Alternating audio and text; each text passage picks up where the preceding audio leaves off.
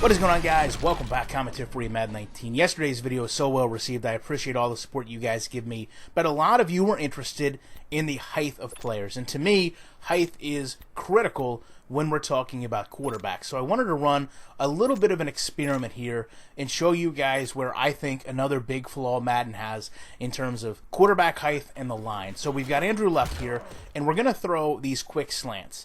And I'm not too concerned about whether the ball is caught or not or intercepted. I am concerned simply with one thing: pass deflections. You talk about a team like the Texans, obviously one of the first players that comes to mind, J.J. Watt, his ability to swat passes, as do a lot of linemen in the NFL. And you would think that if you had a shorter quarterback, naturally you would have them more prone to having the ball deflected. So right there you saw Andrew Luck, 6'4", doesn't have any batted down or deflected passes. Gonna go back here and just take a look at the perspective of the ball to the players in the line. And you can see there, I would say, if we're being conservative, maybe 2.5 feet over their head. So the part of this experiment involves Jacoby Brissett. So we are going to take Jacoby and we are going to make him 5.5 feet. So this is almost a full foot shorter than Luck, and clearly what a lot of players would not qualify for as a NFL quarterback. May not even be able to see over the line in many cases. So we're going to go back, keep things fair and balanced, double slants, run the same man coverage, and I'm going to just show you the play here, same exact play, and again, get to the end of the drop, throw the ball.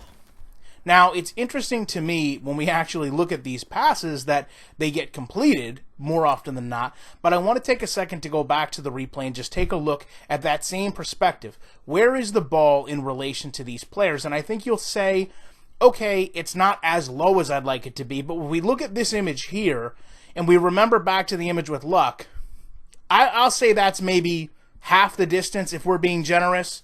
So I'm almost okay with that trajectory, although I'd like it to be a bit more. But interestingly enough, this pass is going right through the line. Now, it's not going through Watt, but it's going right through the line nonetheless.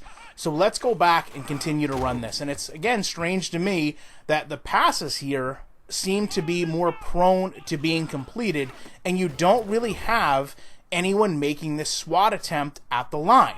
And that's essentially what I wanted to see. If we had a quarterback that could barely see over the offense and defensive lines, would they play them differently knowing the ball is going to be there to be swatted?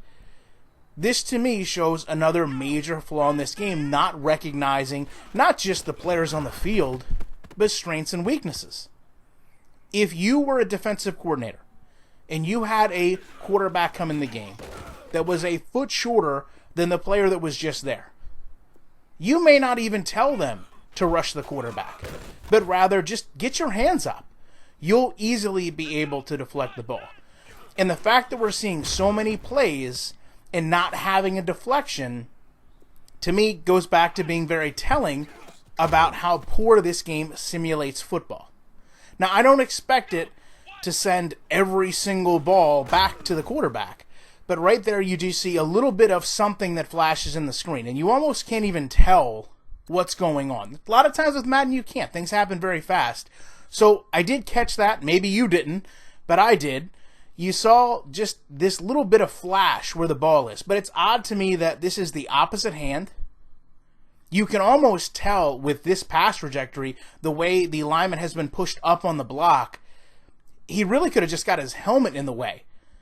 But at least there, I guess, for what it's worth, he went for a deflection. But as we continue to go along, you don't see anyone making kind of that leaping, two-handed pass swat other than kind of what we just saw, which, I mean, in fairness, to me, that's not what I look at as a swat by NFL standards. He's not even getting his hands up, really.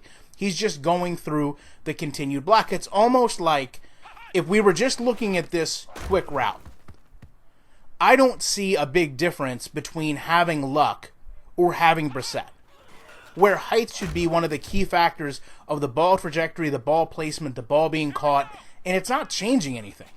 In fact, as I said, I know it's just looking at it in a vacuum, but Brissett is actually doing a little better than Luck did in this example, when in reality, these passes should maybe be clearing the lineman's height, much less anything else. And I guess that's why it's so interesting that this is the play that happened. So keep in mind, we've been throwing over the defense here what seems like 10, 15 times.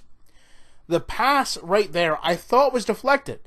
But when I went back and looked, you can actually tell it actually hits Kelly's helmet, I guess. Because truthfully, it doesn't actually hit his helmet. It just kind of ricochets off where his helmet might have been. So even when the game is realistic and does something right, the ball doesn't actually hit where it's supposed to hit to get the intended result. Love to know your guys' thoughts on all this. Appreciate you checking it out, and you know that I'll be back very shortly with more commentary.